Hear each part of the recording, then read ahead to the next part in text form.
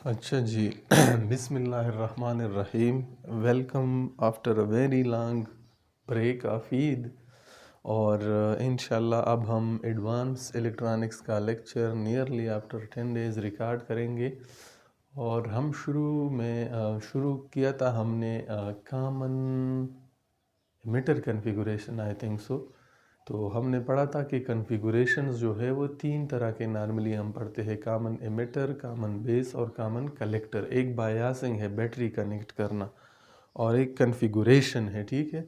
तो उसमें हम करेक्टरिस्टिक्स तक हम पहुंच चुके थे कि करेक्टरिस्टिक्स जो है हमारे पास दो तरह के हैं। Characteristics are of two type. एक है इनपुट करेक्टरिस्टिक्स और दूसरे हैं हमारे पास आउटपुट करेक्टरिस्टिक्स, ठीक है। दो तरह के करेक्टरिस्टिक्स हम पढ़ते हैं कॉन्फ़िगरेशंस के हवाले से: इनपुट करेक्टरिस्टिक्स और आउटपुट करेक्टरिस्टिक्स। करेक्टरिस्टिक्स में हम क्या करते हैं, नॉर्मली ग्राफ ड्रा करते हैं, कोरिलेट करते हैं ना, करंट और वोल्टेज।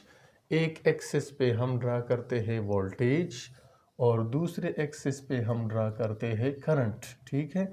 और फिर इसकी जो है यहाँ पे नॉर्मली ट्रांजिस्टर्स के जो रीजन ऑफ ऑपरेशंस है वो हम डिस्कस करते हैं, ठीक है।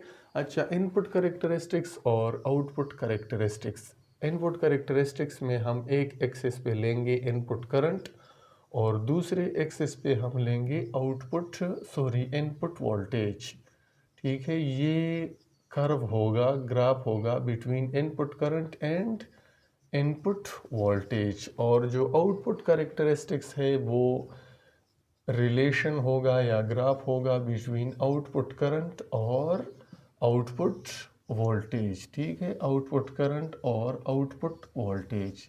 लेकिन यहाँ पे एक पॉइंट याद रखें कि जो हमारे पास इनपुट करंट है और इनपुट वोल्टेज है, इनके बीच में ग्राफ तो हम ड्रा करेंगे, लेकिन एक चीज़ को हम छेड़ेंगे, कीप चेंजिंग। हम चेंज करेंगे साथ साथ क्या, साथ साथ हम चेंज करेंगे आउटपुट वोल्टेज को। आउटपुट वोल्टेज को साथ साथ हम छेड़ेंगे और उसके हिसाब से हम देखेंगे कि इनपुट करंट और इनपुट वोल्टेज के बीच में किस तरह का ग्राफ बन रहा है। यहाँ पे जो आउटपुट करेक्टरिस्टिक्स है, इसमें हम आउटपुट करंट और आउटपुट वोल्टेज के बीच में ग्राफ ड्रा करेंगे, लेकिन साथ साथ हम एक पैरामीटर है इनपुट करंट, उसको हम साथ साथ छेड़ेंगे और उसको चेंज करते जाएंगे और उसके हिसाब से हम देखेंगे कि किस तरह का कर्व या ग्राफ बन रहा है between the output current and output voltage. अब हम पढ़ रहे थे कॉमन एमिटर कॉन्फ़िगरेशन। कौन सा कॉन्फ़िगरेशन? कॉमन एमिटर कॉन्फ़िगरेशन हम पढ़ रहे थे। तो कॉमन एमिटर कॉन्फ़िगरेशन में ये था कि एमिटर को हमने कॉमन रखा था। किस चीज़ को कॉमन रखा था? एमिटर को। मतलब एक इनपुट होता है और एक हमारे पास आउटपुट होता है। हम ट्रांजिस्टर को दो चीज़ें देते हैं। इनपुट कहाँ पे देते हैं और आउटपुट कहाँ से लेते हैं, ठीक है। तो इनपुट हमने दिया था बेस पे और आउटपुट हमने लिया था कलेक्टर पे, ठीक है।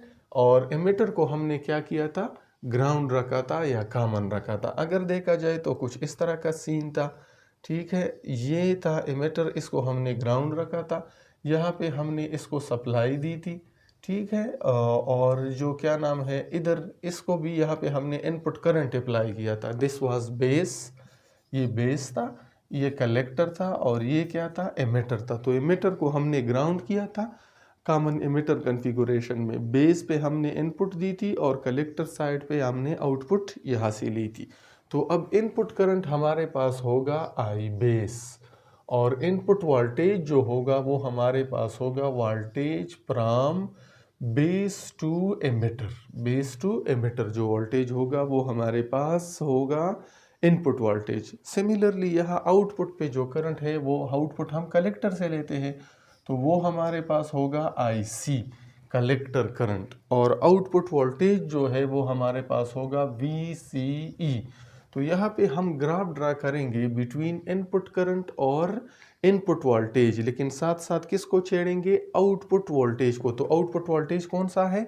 VCE। तो VCE को हम साथ साथ छेड़ेंगे और जो है हमारे पास हम ग्राफ ड्रा करेंगे VCE को हम चेंज करते जाएंगे और ग्राफ चेक करेंगे बिटवीन IB एंड VBE या इनपुट करंट और इनपुट वोल्टेज। सिमिलरली यहाँ पे हम आउटपुट करंट और आउटपुट वोल्टेज IC और VCE के बीच में ग्राफ चेक करेंगे, लेकिन साथ साथ हम छेड़ेंगे किस चीज़ को, इनपुट करंट या IB को हम छेड़ेंगे। ठीक है, तो let's move toward each one, her characteristics की तरफ हम मूव करते हैं।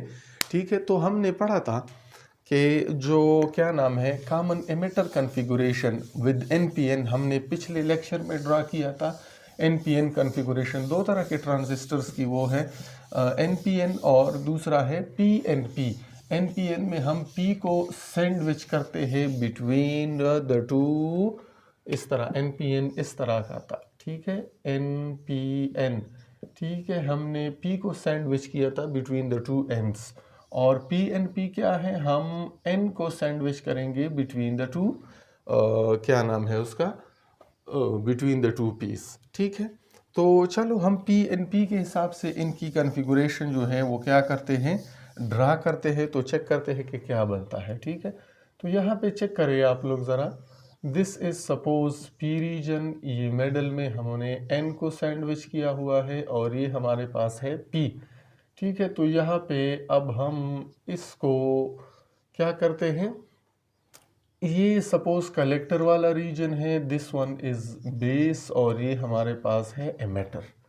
ठीक है, तो अगर हम कॉमन एमिटर कॉन्फ़िगरेशन की बात करें, कॉमन एमिटर कॉन्फ़िगरेशन की हम बात करें, तो कॉमन एमिटर कॉन्फ़िगरेशन में ये होता है कि इस पोर्शन को हम क्या करते हैं, एमिटर को हम ग्राउंड करते हैं, जबकि इनपुट हम देते हैं कौन सी साइड पे, बेस वाली साइड पे। ठीक है, तो यहाँ पे हम इनपुट दे देंगे। ठीक है, और साथ जो है क्या नाम है उसका, यहाँ कलेक्टर पे भी एक सप्लाई इसको प्रोवाइड करेंगे। ठीक है, अच्छा, तो ये रखेंगे हम साथ। So this is common emitter configuration with a PNP transistor. ठीक है, अब यहाँ पे आप देखें, यहाँ पे जो करंट आएगा वो आउटपुट करंट होगा या IC, और यहाँ पे जो करंट आएगा वो हमारे पास बेस करंट होगा या IB, और इस साइड पे जो करंट आएगा वो हमारे पास होगा एमिटर करंट। और हमने ये पढ़ा था, चाहे PNP कॉन्फ़िगरेशन हो या NPN जो भी हो, कि एमिटर करंट बराबर होता है हमारे पास base current plus collector current की, IE is equal to IB plus IC। ये रिलेशन हर जगह पे वैलिड है, चाहे वो हमारे पास NPN कॉन्फ़िगरेशन हो या NPN ट्रांजिस्टर हो या PNP ट्रांजिस्टर हो, हर तरह का ट्रांजिस्टर हो, ये जो रिलेशन है ये हमारे पास क्या होगा, वैलिड होगा। ठीक है, अच्छा अगर हम एंटरिंग की बात करें, एंटरिंग की, ठीक है, तो अगर एंटरिंग की बात करें तो फिर हम इस इक्वेशन को यूँ लिख सकते हैं कि IE minus IB minus IC is equal to 0, अगर हम एंटरिंग की बात करें। और अगर लीविंग की बात करें, लीविंग की, तो फिर हमारे पास ये जो IE है वो क्या होगा, नेगेटिव होगा। IE will be the negative in the other two parameters, लेकिन ये सिर्फ साइन की वो है, जंग है, बाकी ये रिलेशन इस तरह ही हर जगह वैलिड होगा, ओबे होगा। ठीक है, अच्छा अगर हम चले इनपुट कैरेक्टरिस्टिक्स की तरफ, हमने बात की थी कि दो तरह की कैरेक्टरिस्टिक्स है, वन इज़ इनपुट कैरेक्टरिस्टिक और दूसरा हमारे पास है आउटपुट कैरेक्टरिस्टिक्स। तो इनपुट कैरेक्टरिस्टिक्स हमने पढ़े थे कि इनपुट कैरेक्टरिस्टिक जो है वो ग्राफ होगा between the input current and input voltage, keeping output. देखें इनपुट कैरेक्टरिस्टिक्स में हमने क्या पढ़ा था कि यहाँ पे इनपुट करंट होगा और यहाँ पे हमारे पास इनपुट वाला वोल्टेज होगा, लेकिन साथ साथ किस चीज़ को छेड़ेंगे, कीप चेंजिंग जो आउटपुट वोल्टेज है, आउटपुट वोल्टेज को चेंज करते जाएंगे और उस हिसाब से हम देखेंगे कि को क्या असर पड़ रहा है इनपुट करंट और इनपुट वोल्टेज पे। तो अब देखिए ज़रा कॉमन एमिटर कॉन्फ़िगरेशन में, कॉमन एमिटर कॉन्फ़िगरेशन पे हमें अभी पढ़ा, वहाँ पे जो इनपुट होता है वो हम कहाँ पे देते हैं, बेस वाली साइड पे देते हैं। ठीक है, IB this is input side, ठीक है। और जो आउटपुट है वो हम कहाँ से लेते हैं, आउटपुट जो है वो हम लेते हैं कलेक्टर से, ठीक है, IC। और दिस इज एमिटर, इसको हमने ग्राउंड रखा हुआ है, ठीक है, इसको हमने विद रजिस्टर या विदाउट रजिस्टर। तो इनपुट करंट हमारे पास है IB और इनपुट वोल्टेज जो है वो है VEB या VBE, ठीक है। तो इन दोनों के बीच में हम ग्राफ क्या करेंगे, ड्रा करेंगे। अब हमने ये भी पढ़ा था कि सिलिकॉन जो है, सिलिकॉन ये बेसिक इलेक्ट्रॉनिक के पोर्शन में मौजूद होगा। 0.7 इसका नी वोल्टेज है, नी वोल्टेज, ठीक है। और जो जर्मीनियम है, जर्मीनियम उसका नी वोल्टेज है 0.3 वोल्ट। जर्मीनियम का नी वोल्टेज है 0.3 वोल्ट। इसलिए हम जर्मीनियम को यूज़ नहीं कर सकते कि ये बहुत ज़्यादा अनस्टेबल है, अनस्टेबल। मतलब अगर हम थोड़ा सा भी टेम्परेचर को क्या करें, बढ़ाए, तो इसमें फ़्लो स्टार्ट हो जाएगी। अनस्टेबल है, टेम्परेचर को थोड़ा सा भी अगर हम इंक्रीज़ करें तो इस पे इफ़ेक्ट पड़ता है, ठीक है। तो ये स्टेबल नहीं है ना, तो इसलिए हम जर्मीनियम वाले वो ज़्यादा यूज़ नहीं करते। इसकी बजाय हम सिलिकॉन वाली। नी वोल्टेज क्या है, नी वोल्टेज ये है कि जो हमारे पास बैरियर है ना, बैरियर स्टार्ट में वो ख़त्म करते हैं, फिर जो है ना उसके बाद हमारे पास करंट फ्लो करना स्टार्ट कर देता है। और बैरियर कब ख़त्म होता है, जब हम फॉरवर्ड बायास करते हैं। तो फॉरवर्ड बायासिंग में जल्दी बिल्कुल फ़ौरन वो फ्लो नहीं करता करंट, स्टार्ट में आपने बैरियर ख़त्म करना होता है। तो वो बैरियर ख़त्म करने के लिए, पोटेंशियल बैरियर या डिप्लेशन रीजन के ख़त्म करने के लिए जो वोल्टेज चाहिए होता है ना, उसे हम नी वोल्टेज कहते हैं। तो सिलिकॉन का नी वोल्टेज है 0.7 वोल्ट, ठीक है। तो अब देखें यहाँ से यहाँ तक, ये जो है दिस इज़ नी वोल्टेज, नी, और ये 0.7 वोल्ट है फॉर द जर्मेनियम। इसके बाद आगे इसके करेक्टरिस्टिक्स जो है, अब हम ये VBE और उसके बीच में रिलेशन बन रहा है, लेकिन साथ साथ हम किस चीज़ को चेंज करेंगे, आउटपुट वोल्टेज को। आउटपुट वोल्टेज कौन सा है, VCE। तो this is suppose VCE1, VCE1 की एक वैल्यू के साथ ये कर्व बन रहा है between what, between IB and VBE। फिर VCE2 को जब दूसरी कोई वैल्यू उसकी आउटपुट वोल्टेज की कोई ले लेते हैं तो फिर ये कर्व बनता है। और VCE3 जब आउटपुट वोल्टेज की कोई तीसरी वैल्यू हम रख देते हैं तो फिर हमारे पास ये वाला कर्व बन जाता है। तो इस टाइप के हमारे पास क्या बन रहे हैं, इनपुट करेक्टरिस्टिक्स या इनपुट कर्व बन रहे हैं between what, between input current और इनपुट वोल्टेज। जो ज़रूरी है हमारे पास असल में वो है आउटपुट करेक्टरिस्टिक्स, ठीक है। वो क्या ज़रूरी है, आउटपुट करेक्टरिस्टिक्स हमारे पास ज़रूरी है, ठीक है। तो आउटपुट करेक्टरिस्टिक्स में हम क्या करते हैं, आउटपुट करंट और आउटपुट वोल्टेज के बीच में क्या लेते हैं, आउटपुट करंट और आउटपुट वोल्टेज के बीच में हम ग्राफ ड्रा करते हैं, आउटपुट करंट और आउटपुट वोल्टेज के बीच में। अब साफ जाहिर है कि आउटपुट करंट जो है वो हमारे पास है IC और आउटपुट वोल्टेज जो है वो है हमारे पास VCE, ठीक है। This is once again a transistor. Common emitter configuration की अगर हम बात करें तो उसमें क्या होता है, नॉर्मली हम एमिटर को ग्राउंड करते हैं, इनपुट हम बेस वाली साइड पे देते हैं, ठीक है, और आउटपुट जो है वो कलेक्टर वाली साइड से लेते हैं, जबकि एमिटर को क्या करते हैं, ग्राउंड करते हैं। तो आउटपुट करंट कौन सा होगा, IC, और आउटपुट वोल्टेज कौन सा होगा, VCE, ठीक है। लेकिन एक बात और थी, मैंने करेक्टरिस्टिक्स इस लेक्चर के स्टार्ट में पढ़ाया था आप लोगों को कि जो क्या नाम है, इन दोनों के बीच में तो ग्राफ ड्रा करेंगे आउटपुट करंट और आउटपुट वोल्टेज के, लेकिन एक पैरामीटर है उसको चेंज करने के हिसाब से, और वो पैरामीटर कौन सा है भला, दैट इज इनपुट करंट, और इनपुट करंट कौन सा है, IB, उसको हम साथ साथ चेंज करेंगे, ठीक है। मतलब अच्छा, तो चले जी, यहाँ पे हमारे पास आ जाएगा आउटपुट वोल्टेज VCE इस एक्सेस पे, और यहाँ पे आ जाएगा IC या आउटपुट करंट, ठीक है। अब देखें, सपोज इनपुट करंट की ये पहली वैल्यू है IB1, this is suppose to be 10 micro ampere. अगर इसको हम फर्दर बढ़ाएंगे तो इधर एक और कर्व बन जाएगा, this is for IB2, suppose इसको हमने कर दिया 20 माइक्रो एम्पेयर। फिर हम यहाँ से करेंगे IB3। ये एक और हमारे पास आ गई इसकी वैल्यू क्या नाम है इनपुट करंट की, और एक अगर और हम वैल्यू यहाँ पे एडजस्ट करें IB4 and this suppose is to be 40 micro ampere, तो इस तरह का ग्राफ्स या कर्व्स बनेंगे बिटवीन कलेक्टर या output current and output voltage. ठीक है, अब यहाँ पे हमें साफ जाहिर है हमें कि जो है हमारे पास ये जो रीजन होता है ये इसको हम कहते हैं कट ऑफ। ठीक है, और ये जो रीजन है इसको हम यहाँ पे जो ट्रांजिस्टर है ये इस रीजन को हम कहते हैं सैचुरेशन रीजन, और इसके बिल्कुल मिडल में हम यहाँ पे कहीं पे सेलेक्ट करते हैं active region. Now what are this regions, हम पिछले भी थोड़ा बहुत इसको टच दे चुके हैं। जो जब हमारे पास सपोज एक है हमारे पास बेस और दूसरा है कलेक्टर एंड तीसरा है एमिटर।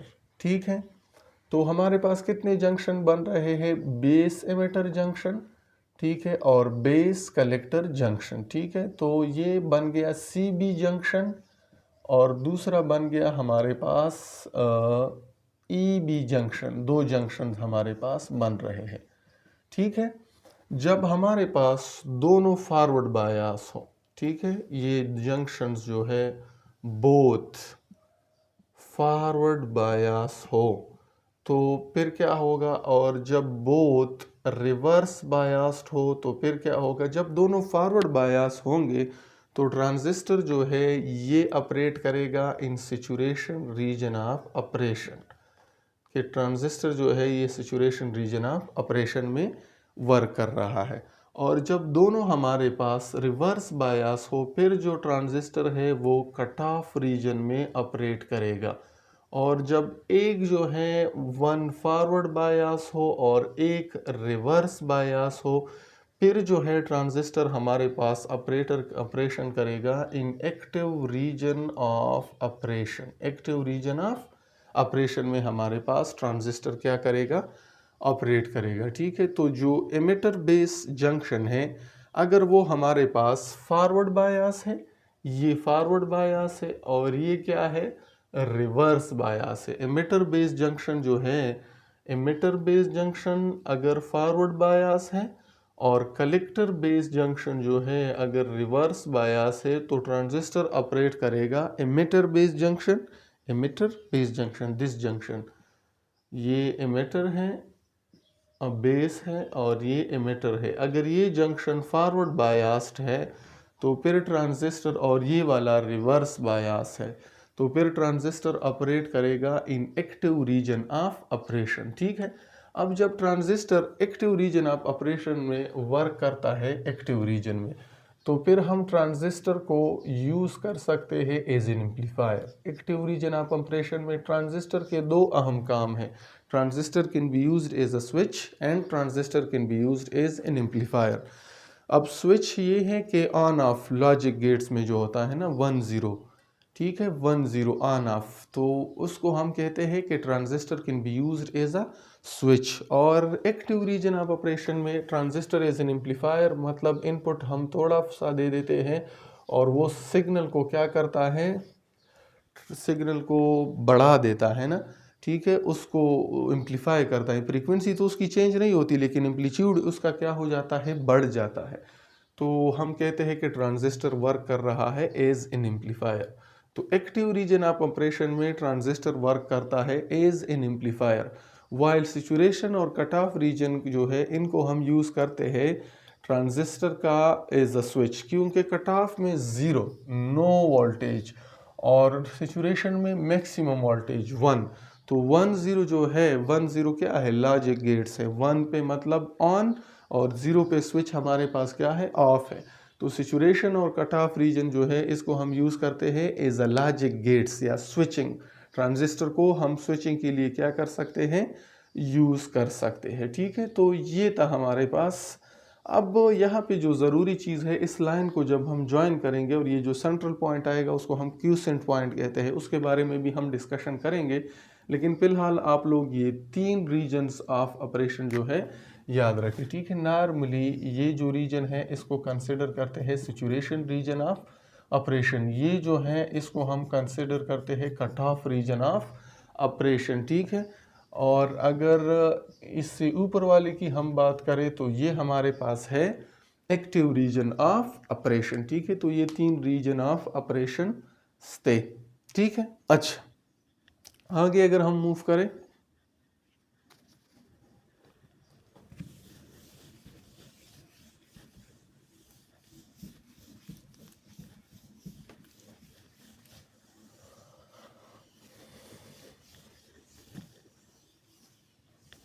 अच्छा अब हम रिलेशनशिप पढ़ेंगे between alpha and beta.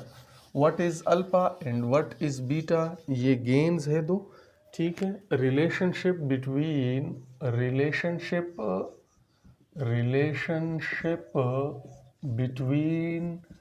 Alpha and beta, ठीक है। अल्फा और बीटा के बीच में रिलेशनशिप क्या है, ठीक है। हमने पढ़ा था कि जो एमिटर करंट है वो हमारे पास बराबर होगा collector current plus base current के बराबर होगा, ठीक है। Emitter current will always be equal to, चाहे वो कोई भी वो हो, एनपीएन हो या पीएनपी हो, वो बराबर होगा collector current plus base current के बराबर होगा, ठीक है। अब जो बीटा है हमें पता है, बीटा हमारे पास बराबर है आई सी डिवाइड बाय आई बी, जबकि अल्फा जो है वो हमारे पास बराबर है आई सी डिवाइड बाय आई ई के बराबर है, ठीक है। ये दो पैरामीटर्स हर ट्रांजिस्टर के साथ कंपनी से आते हैं कि इसकी अल्फा की वैल्यू ये है, बीटा की ये है। इसके बारे में हम फर्दर डिस्कशन करेंगे, लेकिन फ़िलहाल आप ये याद रखें कि बीटा जो है वो बराबर होता है आई सी डिवाइड बाय आई बी की, और अल्फ़ा बराबर होता है आई सी डिवाइड बाय आई ई की। अगर हम यहाँ से आई सी को कैलकुलेट करें तो वो बराबर हो जाएगा बीटा आई बी, ठीक है। और अगर हम यहाँ से क्या नाम है उसका, एमिटर को कैलकुलेट करें, एमिटर करंट को, तो आई ई बराबर हो जाएगा I C divide by alpha, I C divide by alpha. इन दोनों चीज़ों को इस इक्वेशन में आप लोग क्या करें, पुट करें, यहाँ पे आप लोग इसको पुट करें, ठीक है। अगर हम इसको इधर पुट करें तो आई ई की जगह आ जाएगा I C divide by alpha is equal to, I C क्या है हमारे पास, beta time I B, beta time I B, और आई बी जो है अपनी जगह। अब यहाँ से अगर हम आई बी को कॉमन ले, ठीक है, अगर हम आई बी को यहाँ से क्या कर लें, कॉमन ले, तो ये हमारे पास बन जाएगा बीटा प्लस वन इंटू आई बी बन जाएगा हमारे पास, बीटा प्लस 1 आई बी। अच्छा, एक तरीक़ेकार तो ये है, लेकिन हमने चूंकि इस साइड पे आई सी ली हुई है तो इस साइड पे भी हमारे पास क्या आना चाहिए, आई सी आना चाहिए, आई सी, ठीक है। तो ताकि आई सी को हम कॉमन ले और वो कैंसिल हो जाए, हमने असल में रिलेशन फाइंड करनी है बिटवीन अल्फ़ा एंड बीटा, ठीक है। तो यहाँ पे आप चेक करें ज़रा, यहाँ से आई बी कैलकुलेट करें तो आई बी बराबर हो जाएगा हमारे पास I C divide by beta, I C divide by beta. तो चले आई सी अपनी जगह पे और आई बी की जगह हम पुट करेंगे क्या, I C divide by beta, I C divide by beta. अब यहाँ से आप लोग आई सी कॉमन ले, I C divide by alpha, यहाँ पे आई सी आ गया, ये आ गया 1 + 1 ओवर बीटा, ये और ये कैंसिल हो जाएंगे, तो हमारे पास रह गया 1 over alpha is equal to 1 + 1 over beta रह गया। इसका एलसीएम ले ले तो ये हमारे पास हो जाएगा बीटा इंटू बीटा प्लस 1, ठीक है। तो ऊपर अगर ये चला जाए अल्फ़ा इज इक्वल टू, तो ये हमारे पास रह जाएगा beta divide by beta plus 1। This is the relation between alpha and beta in terms of alpha, in terms of beta. हमने अल्फ़ा को क्या किया, डिस्क्राइब किया कि अल्फ़ा हमारे पास बराबर होता है beta divide by beta plus 1। अगर हम इस रिलेशन को देखें तो अल्फ़ा हमेशा हमारे पास लेस देन 1 होगा, लेस देन 1 होगा, because denominator is greater than nominator. ठीक है, डिनोमिनेटर किस चीज़ से बड़ा है? नॉमिनेटर से। तो इसका मतलब ये है कि ऊपर वाला हिस्सा जब बड़ा हो नीचे वाला छोटा हो तो आंसर हमेशा हमारे पास लेस देन 1 ही आता है, तो अल्फा हमारे पास लेस देन 1 ही होगा। ठीक है, तो अच्छा आगे अगर हम बढ़े, और वैसे भी अगर आप देखें तो कलेक्टर करंट जो है हमेशा लेस देन होता है किस चीज़ से? एमिटर करंट से। आई सी लेस देन होता है आई ई से। तो यहाँ से भी पता चल जाता है कि अल्फा हमारे पास लेस देन 1 होगा। अल्फा हमारे पास क्या होता है? लेस देन 1, क्योंकि आई ई बराबर है किस चीज़ का? आई बी प्लस आई सी के। मतलब अगर ये 15 है तो ये बराबर है 5 प्लस 10 के। तो ये देखे आई ई बड़ा है किस चीज़ से? आई सी से। तो आई सी जब छोटा है और आई ई बड़ा है, तो अगर numerator once again denominator is greater than numerator, तो answer will be less than 1। तो इस बात का भी आप लोग क्या करें? ख्याल रखा करें और जहन में रखें इसको। आगे अगर हम बढ़ें मज़ीद, और अगर हम डिस्क्राइब करें इन टर्म्स ऑफ व्हाट?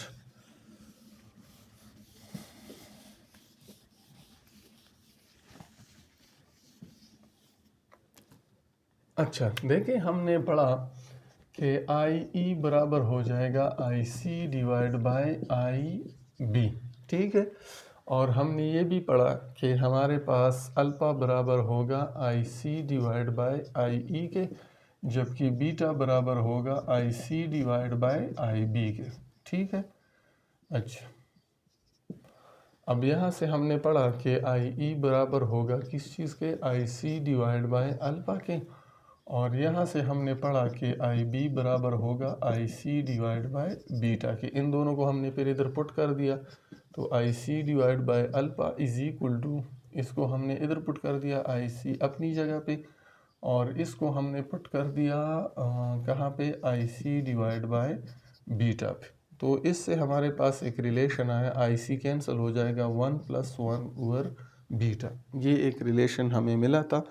अगर हम इस रिलेशन के साथ फर्दर छेड़छाड़ करें और इन टर्म्स ऑफ बीटा हम इसको डिस्क्राइब करें, देखें तो यहाँ से 1 over alpha minus 1 is equal to 1 over beta, ये चीज़ बन जाती है हमारे पास। ठीक है, तो अब इसका एलसीएम ले ले तो ये हो जाएगा alpha into 1 minus alpha is equal to 1 over beta. तो अगर यहाँ से बीटा कैलकुलेट करें तो वो बराबर हो जाएगा alpha divide by 1 minus alpha.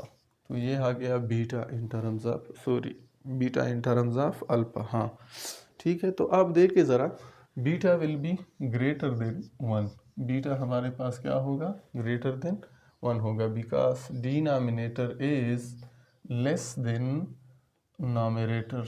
Denominator nominator से छोटा है, मतलब ऊपर 10 है और नीचे 2 है, तो 10/2 से 5 आ गया, answer will be greater than 1। ठीक है, तो ये बात भी आप लोग जहन में रखें कि बीटा को हम इन टर्म्स ऑफ अल्फ़ा इस तरह डिस्क्राइब कर सकते हैं।